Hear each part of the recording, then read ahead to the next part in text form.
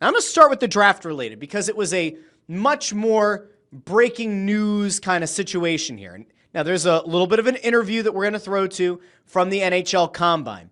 But there is a player that if you've been paying attention to me here or over on Snow the Goalie, you will know there's a player that I have wanted the Flyers to be interested in and a player that has a very concerning injury that I would like to imagine could make him slide into like the 12 to 16 range, where the Flyers could maybe trade up from number 22, perhaps include the Edmonton pick. That's either going to be 31 or 32. Maybe you include some second-round capital, as the Flyers have 3 first-round picks, 4 second-round picks.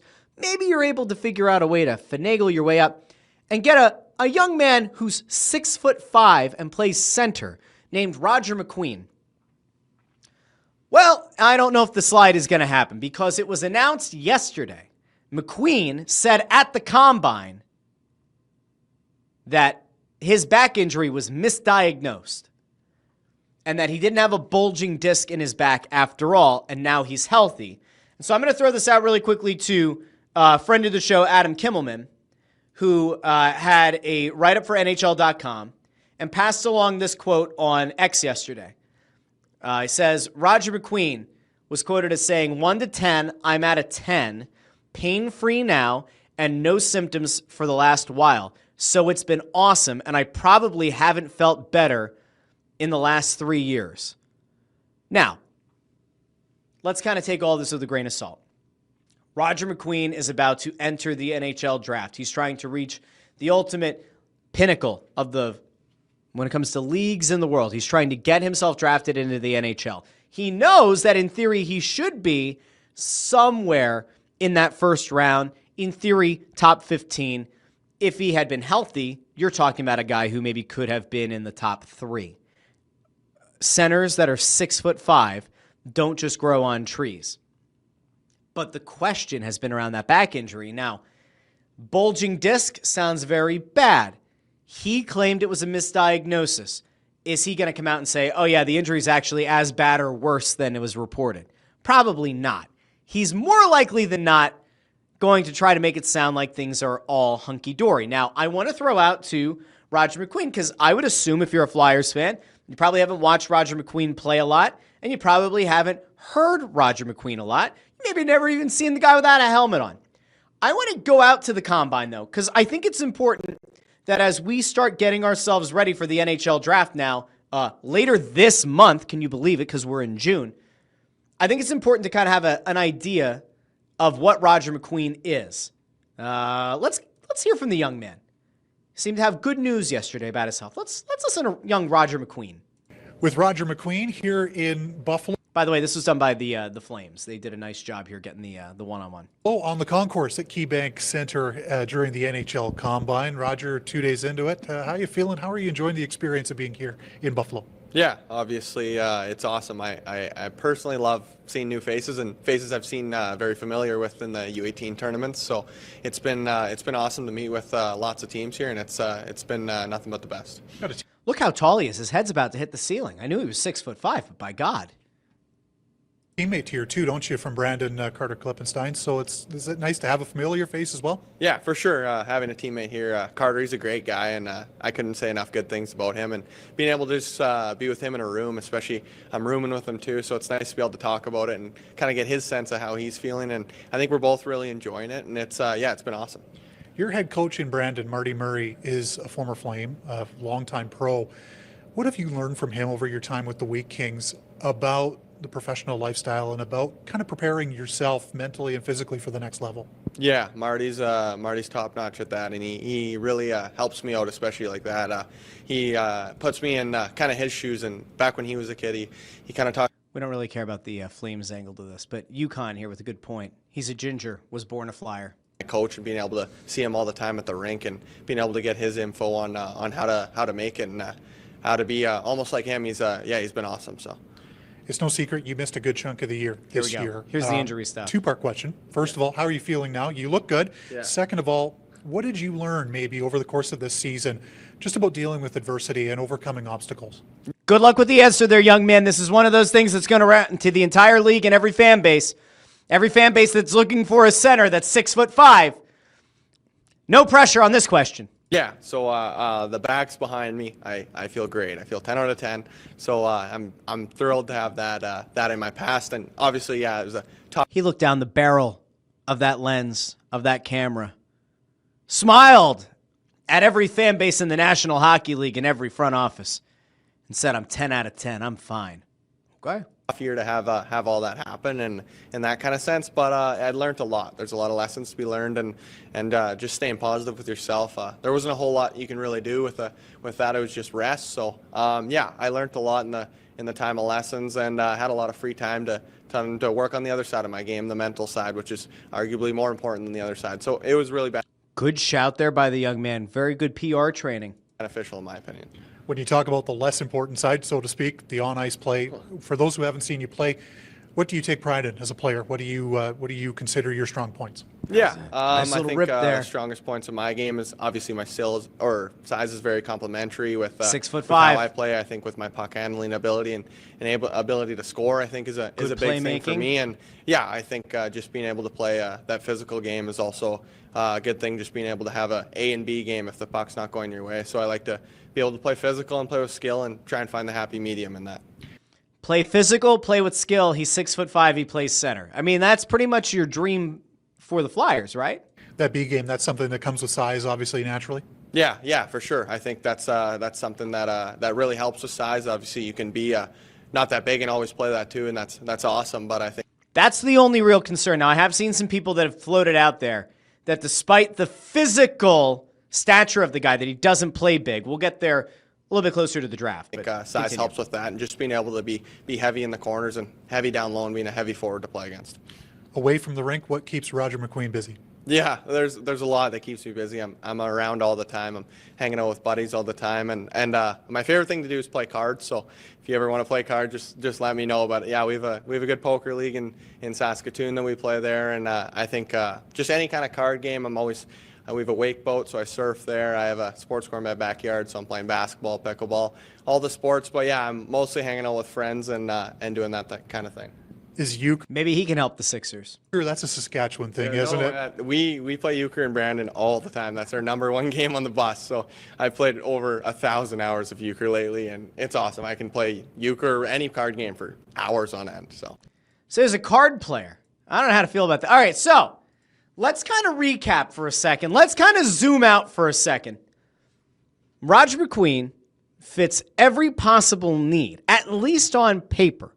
Roger McQueen is the perfect player for what the Philadelphia Flyers need. He's young. He's 6'5".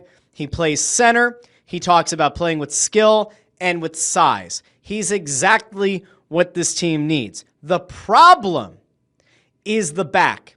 He claims that it was a misdiagnosis, that it wasn't a bulging disc, and I saw somebody said over in the comments that he said that it was a fracture that's healed. Now notice, he said in that interview that it was just something that he had to rest. You can't really do anything with it. That does, in fact, sound like a fracture. So if he had a fracture in his back, not ideal. All right, I'm not going to tell you that a fracture in your spine is a good thing, but relative to some of the other things that it could have been with the back, that's workable.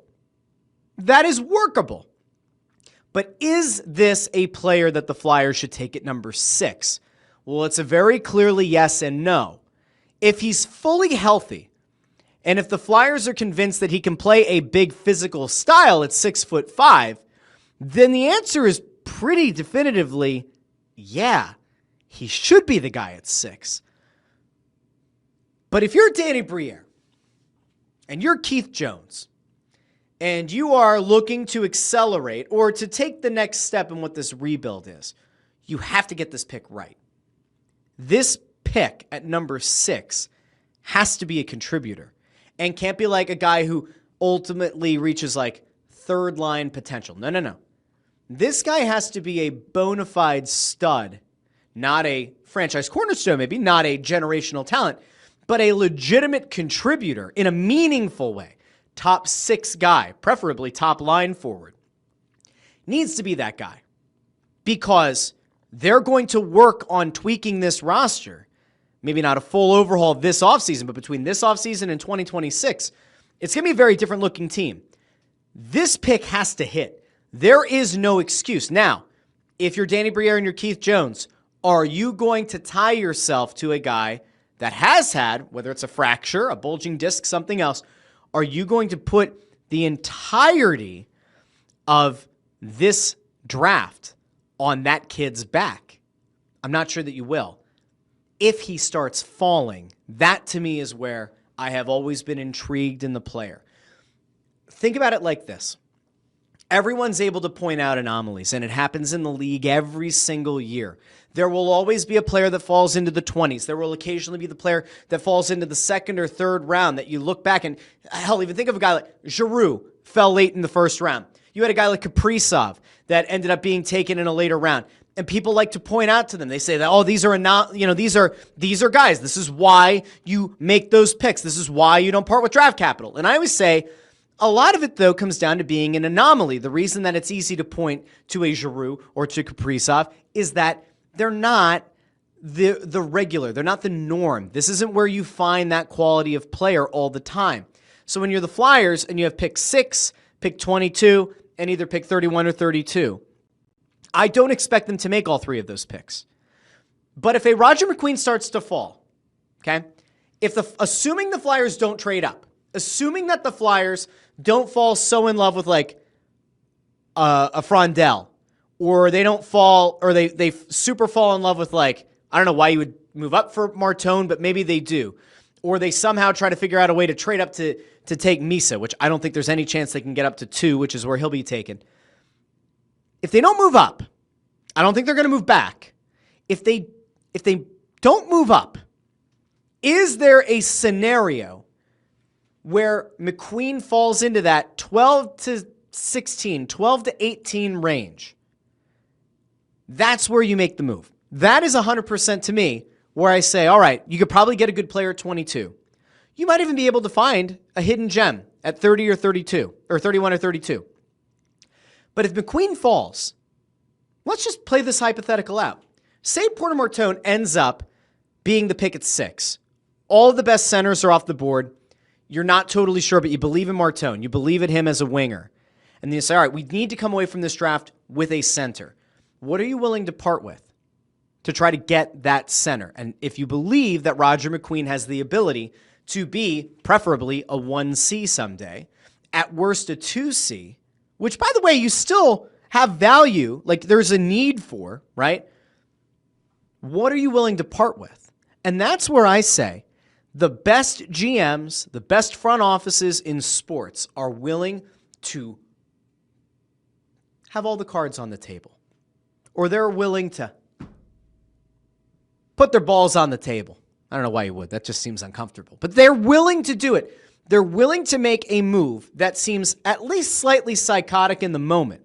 But they do it and they find success because every great front office executive at some point in their career has to take a chance. And maybe they get burned, but maybe they don't. If McQueen has a clean bill of health, he will probably be gone in the top 10. But if there are teams that have enough front office executives that are feeling the warmth under their keisters on their seats, they're not going to make that pick. They're not going to take the kid that has a back injury or is coming off a back injury or who says that his back is healthy. They're not going to stake their existence as a GM in this league on that player. They won't. Because whether you want to believe it or not, and whether you want to accept it or not, front office executives sometimes make very selfish choices. They don't always make choices that are the best for the organization or best for the organization longer term. They are creatures of habit, and they also have a bit of ego, and they also want to preserve their jobs. So there are going to be front office executives that if McQueen were to fall to 10, were to fall to 12, you might see guys who are worried about their future as the GM of their respective teams who know that Roger McQueen maybe does have the highest ceiling of any guy on the board, has the most talent of anybody on the board. It's the most intriguing prospect on the board, but they're not going to take him because they don't want to lose their job. So if McQueen falls to 12, if he falls to 16, Danny Briere's got to get on the phone. and he's got to get the deal done. That's where I'm at. I know that like a lot of times people look at it and everybody wants to believe that every prospect in the Flyers prospect pool is going to be great. I have no fucking idea what Jet Lashenko is. I have an idea of what Jet Lashenko is. I have an idea of what I think his upside is based on the little I've seen him play. I don't get the feeling that Jet Lashenko is going to be a 30, 35 goal scoring center. I don't necessarily get the feeling that Jet Lashenko is going to be a 1C in this league. And I could be very wrong, and he's very young, and I'd love to be wrong. But right now, I would rather add to that prospect pool and be in a situation where like 2 years from now, you're having a really tough conversation about, all right, which of the young centers do we have to move? I'd rather have a bevy, a glut of actual center prospects in this organization than be left very thin at the position. They have long been thin at center. They have a potential here. I mean, in theory, they could end up with a center at number 6. And if McQueen continues to fall and he gets like 14, 15, 16, I'd be on the phone and I'd be trying to move up from 22 to go get that kid. That's where I'm at. Here's my best case scenario, right? Flyers get whoever they get at 6. Is it Martone? They get another really good winger. Awesome. Is it a center? Cool. That center's not going to be ready to play this year. Might not be ready to be on the team next year. So that's like a 2-3 year project, right? You have Noah Cates, who they re-signed, who we're going to get to here at the end of the show, who proved to be a very good 3C. In an ideal world, could be a great 4C for you, even at $4 million a year. Could be a great 4C for you. Jet Lashenko maybe ends up being a 3C. If he hits what I think his ceiling could be, maybe he ends up being a 2C. You still have to figure out the 1C and the 3C. Couturier, probably a 3C next year. Maybe they make him a 2C. If Lashenko makes the roster, you're probably going to see Couturier and Lashenko go back and forth. I don't know what that's going to look like. You're not going to put Lashenko on the 4th line. So I think Cates, for better or worse, might end up being, I don't know. We'll have to have that conversation down the road. But man, can you imagine if the Flyers are able to walk away from this draft with 2 legitimate forwards, maybe 2 centers, one of which is 6'5" and could potentially be the steal of the draft? You need luck and you need somebody who's willing to take risks. And I think that both Briere and Jones to this point have done a good enough job to ensure that they're not on the hot seat. They're not. This is a draft that you can take a shot. This is a draft that you can take a swing. What ends up happening? I don't know. But I'd be really, really interested. And what I will promise you is that sometime between now and the draft, I will go talk to some people from the organization because I would actually like to know what they think about Roger McQueen.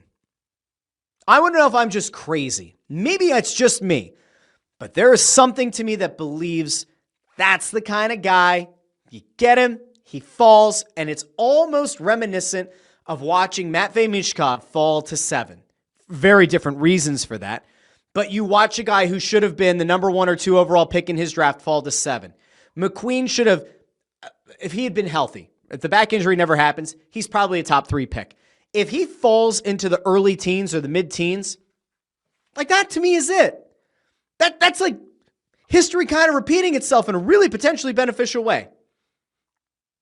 I don't want to go into a draft overrating what Jet Lashenko is going to be because there's no part of me right now that goes, oh yeah, Jet Lashenko is definitely going to be a 1C someday.